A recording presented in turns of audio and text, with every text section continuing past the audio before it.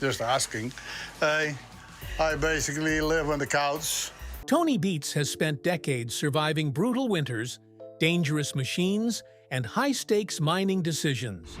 But at 65, his biggest battle didn't come from the ground.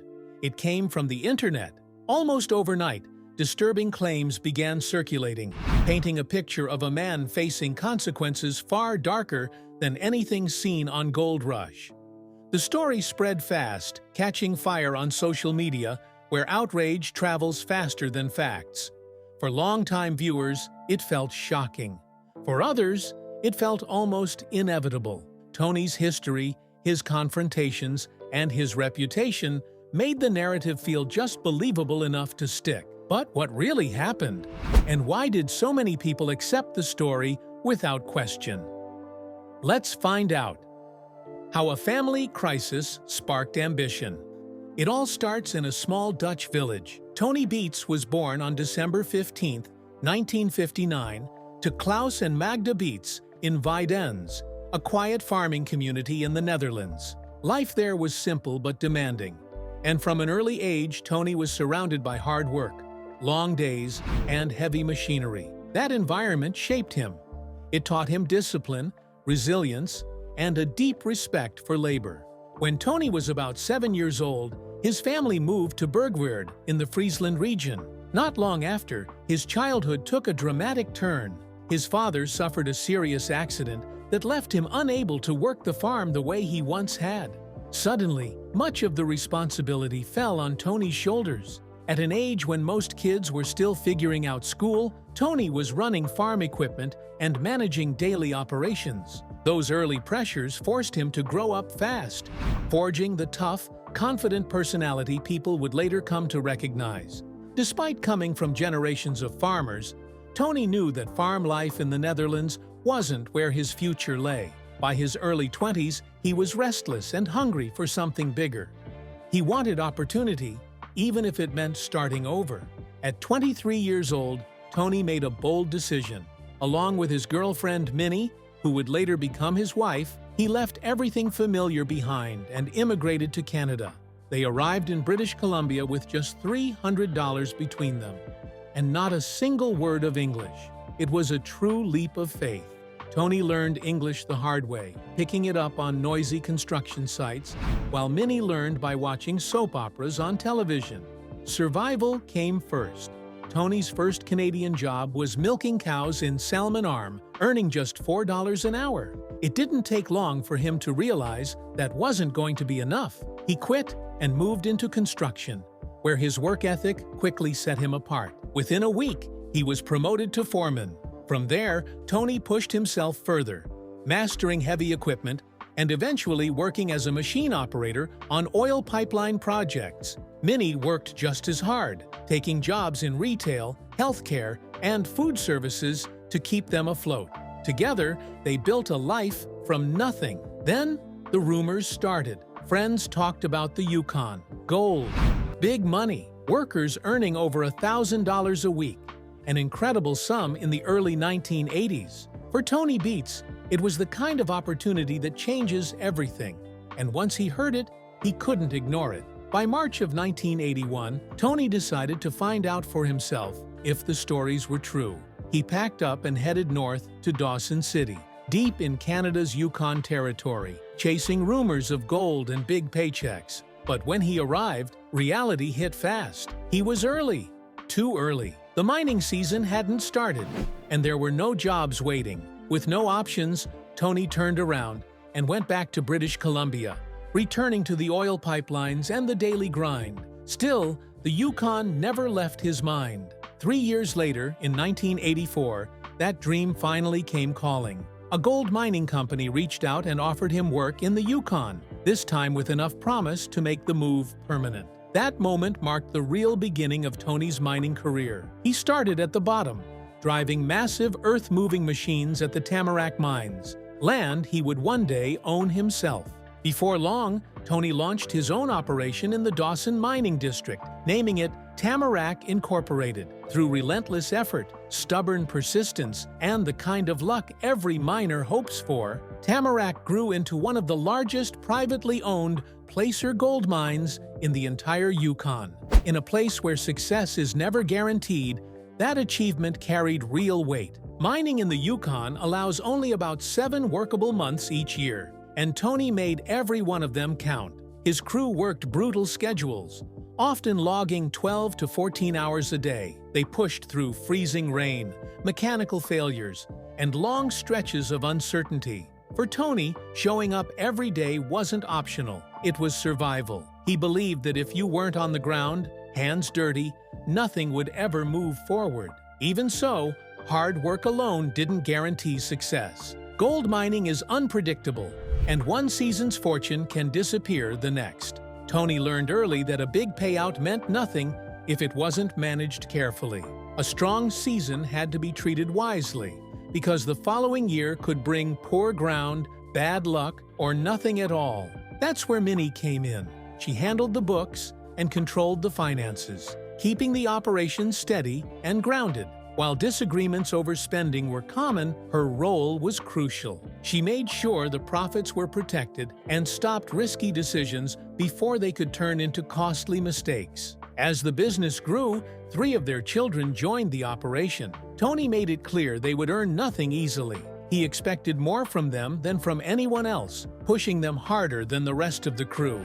At the same time, he paid them fairly and took pride in the fact that they kept coming back, season after season. Whether they stayed out of loyalty, love, or the paycheck didn't matter to him. What mattered was that they showed up. Away from the mine, things were different. During the off-season, Tony traveled with Minnie and the kids, and on those trips, he wasn't the boss. He was just a father. With a growing family, Monica, Kevin, Mike, and Bianca, Tony knew he needed to build something lasting. That drive led him to buy his first claim on Paradise Hill. From there, the operation expanded steadily, adding more ground at Indian River and Clear Creek. But Tony didn't stop with land alone. He took things even further by acquiring and restoring 2 historic gold dredges, enormous floating machines capable of moving and processing massive amounts of earth. It was a bold step, one that transformed his operation and cemented his place as a major force in Yukon gold mining. Tony's strategy that shocked the show.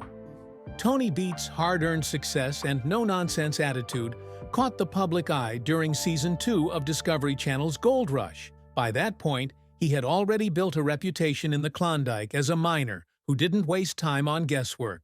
So when struggling miner Todd Hoffman went looking for advice, Tony was one of the first people he turned to. Gold Rush, originally titled Gold Rush, Alaska, follows several mostly family-run mining operations as they chase gold in some of the harshest environments in North America. The series first aired in December 2010 and focused on a group of unemployed men from Oregon who traveled to Porcupine Creek, Alaska, hoping to change their lives. They had lost their jobs, had little left to lose, and almost no real gold mining experience. Everything they learned the hard way, and with cameras rolling. In that first season, Todd Hoffman faced constant setbacks. His wash plant repeatedly broke down, bringing production to a halt and draining both morale and time. The crew relied heavily on on-site mechanic James Harness to keep things running, but even that wasn't always enough. Eventually,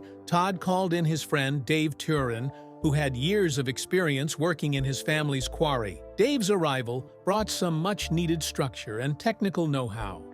Tension only increased when veteran miner Dakota Fred Hurt joined the operation midway through the season. His presence sparked conflicts on the claim, and disagreements boiled over into one of the show's most memorable moments, a physical fight between cast members. Despite the chaos, the Hoffman crew managed to push through and finish the season with 14.64 ounces of gold. It wasn't much, but it was enough to earn the show a second season.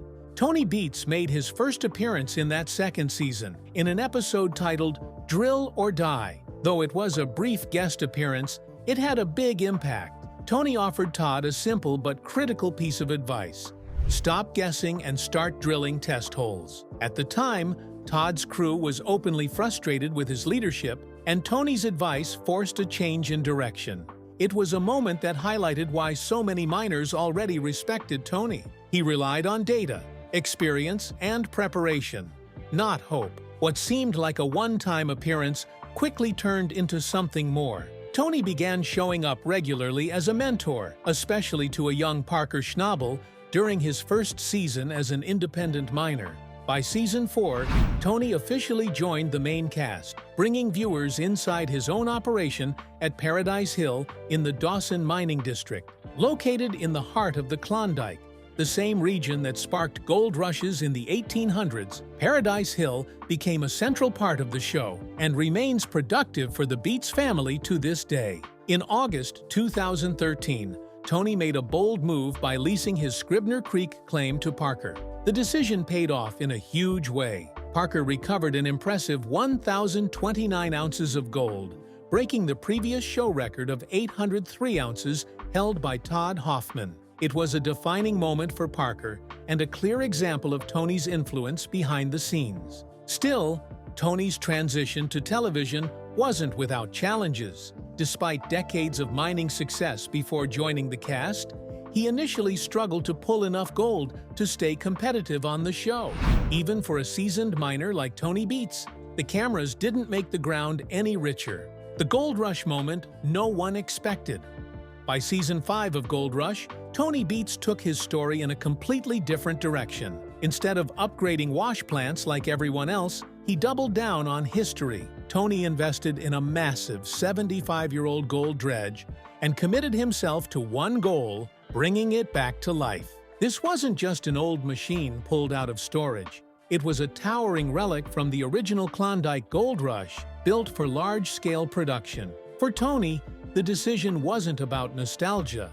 It was business. He believed the old-school methods, when done right, could outproduce the smaller modern setups many miners relied on. It was classic Tony thinking: bigger, tougher, and built to last. Restoring the dredge quickly became one of the most ambitious projects ever attempted on the show. The challenges were enormous. The logistics alone were overwhelming, requiring heavy transport, specialized labor, and costly repairs down to the machine's frame. Mechanical failures piled up, safety risks were constant, and progress was slow. At the same time, Tony still had to keep his Paradise Hill operation running, juggling daily mining demands with this massive rebuild. By the end of season 5, the dredge wasn't fully operational, but the foundation had been laid. The project set the stage for its dramatic return in later seasons and showed just how far Tony was willing to go to turn old iron into a gold-producing powerhouse. It was moments like these that cemented his reputation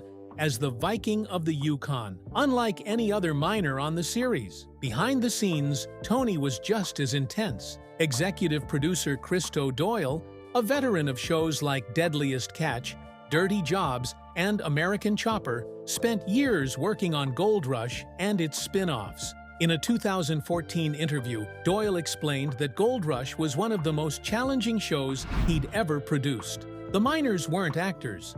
They were real professionals, working in dangerous conditions, focused on getting gold, not hitting marks or following a script. Balancing real mining with television storytelling was always difficult, and Doyle admitted some cast members were harder to work with than others. Tony stood at the top of that list. Tony didn't care about cameras, schedules, or production needs. If he wanted to work somewhere else that day, he did. For the crew, trying to film someone who refused to play along was often a logistical nightmare. That stubborn independence reached its peak in 2014, when Tony and his Tamarack Inkent crew decided their dredge needed what they called a Viking baptism.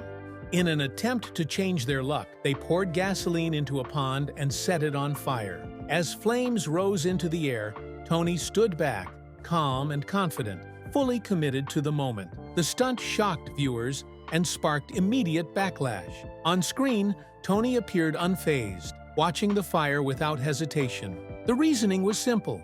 The dredge had faced obstacle after obstacle, and the crew believed this dramatic act would finally turn things around. The scene was filmed in October 2014, but didn't air until the following year. The local government, however, took the incident seriously. Charges were filed against Tony, his company, and members of his crew for depositing waste into a water management area and failing to report it to inspectors, violations of the Yukon Water Act. A guilty plea followed, along with a fine of just over $1,000. But the story didn't end with a small fine. The court was considering a much heavier penalty, one that could exceed $30,000. In response, lawyers for Tamarack Incorporated stepped in and appealed, arguing that the company itself should not be held responsible for what had happened. As the case unfolded, a surprising piece of evidence made its way into a Whitehorse courtroom. A clip from the Gold Rush episode was played during the trial. The footage showed gasoline being poured into a pond in Dawson City, right beside a parked piece of mining equipment. Moments later, a torch was thrown, and the surface of the water erupted into flames. Yukon's chief mining inspector, Robert Savard, testified that his office first learned of the incident in March 2015 after receiving a complaint from Environment Canada enforcement officials based in Yellowknife.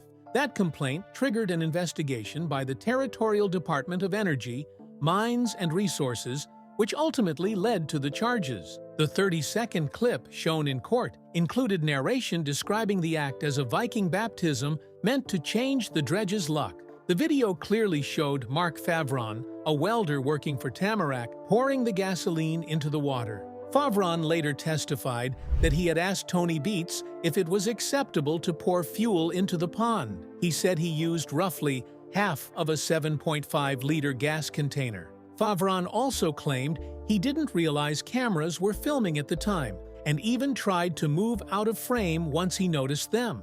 He described the moment as something done off the clock, saying it was meant as a joke during a chaotic day on site. The judge, however, saw it differently. Judge Chisholm pointed out that Tony Beets had the authority to stop the stunt and chose not to. The court noted that Tony was actively involved in the filming and that there was no evidence he attempted to prevent the scene from being carried out or broadcast to a global audience. The clip ended with Tony standing in front of the burning pond, clearly pleased with the outcome. For the court, that moment mattered. Judge Chisholm concluded that the television exposure benefited Tony, and also stated that there was no sign of remorse. After the hearing, Tony acknowledged his role in what happened. He admitted that, as the person in charge, he should have stepped in and stopped it. Instead, he didn't, and that decision landed him in court. He accepted the outcome, calling it a joke that went too far and saying the fine was something he would take responsibility for. What surprised many people was the public reaction. Most Gold Rush viewers initially assumed the fiery scene was a visual effect or a staged moment added for drama. Few realized it was real or that it had serious legal consequences. It wasn't until news reports confirmed that Tony Beets and his crew were found guilty of violating the Yukon Water Act that fans understood the truth. What looked like television spectacle had, in reality, turned into a very real courtroom battle. Tony's million-dollar Klondike gamble. When Gold Rush returned for its 12th season in September 2021, Tony Beets wasted no time making his intentions clear. The king of the Klondike came in swinging, setting one of the biggest targets of his career, 9,000 ounces of gold. It was a bold number, even by Tony's standards, and reaching it meant going all in. He poured roughly $5 million into brand-new heavy-duty machinery, all with one goal in mind: reopening his legendary Indian River operation. At the same time, he planned to push Paradise Hill to its absolute limit, running it non-stop, 24 hours a day. On paper, the plan looked solid. In reality, there was one massive problem standing in the way. Tony didn't have a water license for Indian River, and he knew exactly how dangerous that was. After past run-ins with regulators, the last thing he wanted was another fight with the government. Still, Indian River was the crown jewel.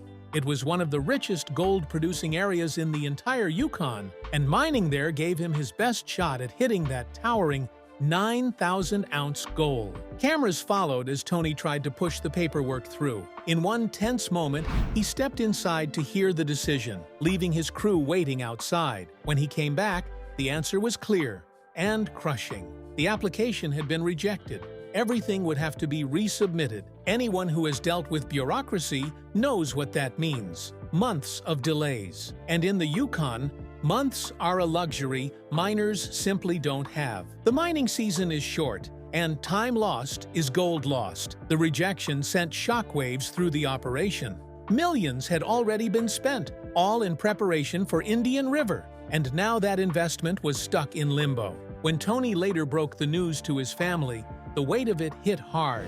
Indian River, he admitted, was the piggy bank. Without it, there was no way they could recover the same level of gold. There was no time to start over and no guarantee a second application would be approved before the season ended. There was at least a small bright spot. The crew weighed their latest gold haul, 227.34 troy ounces, worth over $400,000. It was a strong weekly total, but even Tony knew it barely scratched the surface of what they had already spent getting ready for Indian River. That's the reality of professional mining. The rewards can be massive, but so are the risks. One permit, one delay, and millions can hang in the balance. What stood out most, though, was Tony's response. He didn't panic. He didn't dwell. He took the hit, accepted the setback, and moved forward. In his world, that's the only option. By the time season 13 rolled around, Tony Beets was back at it, delivering one of the most ambitious and industrious seasons of his career. This time, the target was 5,000 ounces, and the pressure was relentless. He was juggling multiple cuts at Paradise Hill, fighting against aging equipment, and dealing with the unpredictable Klondike weather, all at once. One of the smartest moves of the season involved the Kiwi wash plant. Instead of letting it sit idle, Tony leased it to Shane at Dominion Creek. It was a classic Beets decision: practical, efficient, and profitable. Equipment that wasn't being used suddenly became a working asset, generating income and helping boost overall gold production in the region. Keeping everything running, however, was a constant battle. The crew faced hydraulic fluid leaks, broken excavators, shredded conveyor belts, and ongoing supply shortages that made even simple repairs a challenge. Any one of those problems could have shut production down for days. That's where Tony's leadership shined. His hands-on approach and rapid decision-making kept downtime to a minimum, and his children, Kevin, Monica, and Mike, were right there alongside him. They handled repairs, managed logistics, and kept massive machines moving. Together, they showed that this operation wasn't just about gold, it was about building a future and passing the torch to the next generation of Beets miners. One moment summed up Tony's philosophy perfectly. When his main plant began breaking down and production was at risk, he didn't hesitate. He brought the old Moose Creek trommel back into service. The plant had struggled in previous seasons, but this time it filled a critical gap. It kept the gold flowing when it mattered most and proved Tony's belief in adapting fast and using whatever tools are available. Despite the constant setbacks, the season ended on a high note. Tony's crew pulled in more than 4,600 ounces of gold, worth over $7 million. They achieved it by running around the clock, opening new cuts like 80 Pup, and constantly fine-tuning their equipment. It was an incredible recovery that pushed them tantalizingly close to their ambitious goal. Tony's influence extended beyond his own operation as well. He leased land to the Winchester crew, a group of newcomers working the hunker cut. As both landlord and mentor, Tony shared decades of experience and offered crucial guidance. The result spoke for itself. The Winchesters hit their 200-ounce target. In the end, these seasons captured exactly why Tony Beets remains a force in the Klondike. He takes massive risks, absorbs brutal setbacks, adapts under pressure, and keeps moving forward. At 65, Tony Beets' life has taken a dark turn.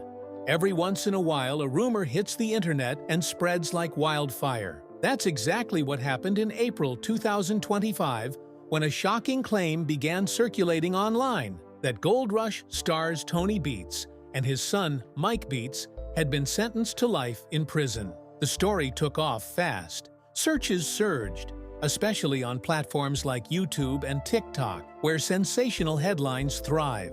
One video alone pulled in hundreds of thousands of views in just days, confidently announcing severe prison sentences for the Beets family. Similar videos followed, repeating the same dramatic narrative with no real evidence behind it. Some viewers immediately believed it. Others were more cautious, asking a simple but important question: where's the proof? Here's the reality. The claim that Tony and Mike Beets were sentenced to life in prison was completely false. No arrests, no convictions, no prison sentences. Not a single credible news outlet reported anything remotely like that. These videos weren't reporting facts. They were telling fictional stories designed to attract clicks, likes, and shares. It was another example of a growing trend where well-known reality TV figures are used as bait for viral misinformation.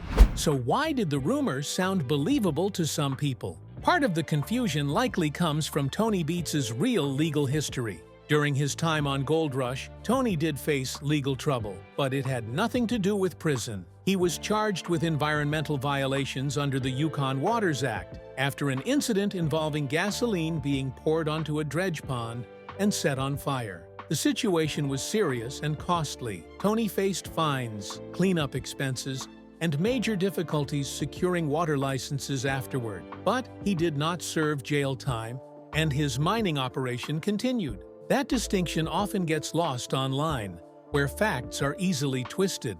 Another source of misunderstanding comes from Tony's reputation as a tough, unapologetic businessman, especially when it comes to his very public feud with fellow Gold Rush star Parker Schnabel. At first, their relationship was a positive one. Tony acted as a mentor to Parker when he was young and just getting established in the Klondike. That dynamic changed when Parker leased land from Tony, including an airstrip Tony owned. Parker expected big returns, but quickly realized the lease terms were heavily tilted in Tony's favor. The royalty structure meant that the more gold Parker pulled out of the ground, the less profit he actually kept. Once production crossed certain thresholds, the royalties skyrocketed. Parker calculated that mining deeper would cost him millions, potentially putting him out of business. To avoid that, he stopped mining the land altogether once he hit the cutoff point. When the issue came up again, tensions exploded. Tony refused to change the lease terms, and Parker looked for ways to protect his operation. His team found a loophole by rotating wash plants after hitting specific gold totals, allowing royalties to be calculated differently. They also used the leased land as a transport route to move pay dirt to their own claim. When Tony discovered what was happening, the situation boiled over. He shut down Parker's equipment and accused him of breaking the contract. Parker fired back, accusing Tony of greed. The argument became one of the most explosive confrontations in the show's history and cemented their rivalry in the eyes of viewers. Moments like that helped shape Tony's image as ruthless and uncompromising, which made fake prison stories easier for some people to believe.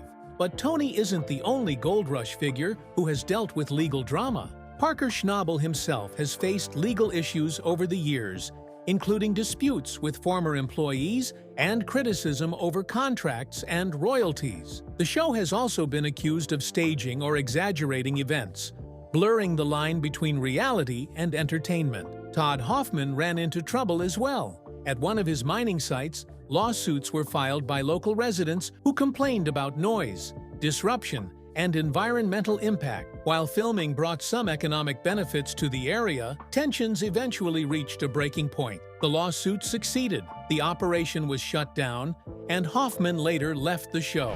These real disputes, fines, and lawsuits create fertile ground for misinformation. According to Snopes, many of the prison rumors surrounding Tony Beets were pushed by AI-generated videos. These clips often mix real details with fabricated claims, creating stories that sound convincing but fall apart under scrutiny. Tony Beets is far from the only victim. Parker Schnabel has been targeted by similar fake prison rumors, as have other reality TV stars like Mike Wolfe from American Pickers and Rick Harrison from Pawn Stars. The formula is always the same. Take a small piece of truth, exaggerate it beyond recognition, wrap it in dramatic language, and let the algorithm do the rest. In the end, the takeaway is simple. Tony Beets is not in prison. Neither is Mike Beets. The stories claiming otherwise are pure fiction, fueled by clickbait culture and amplified by AI-generated content. In an age where viral videos can feel more real than verified news, separating fact from fiction has never been more important.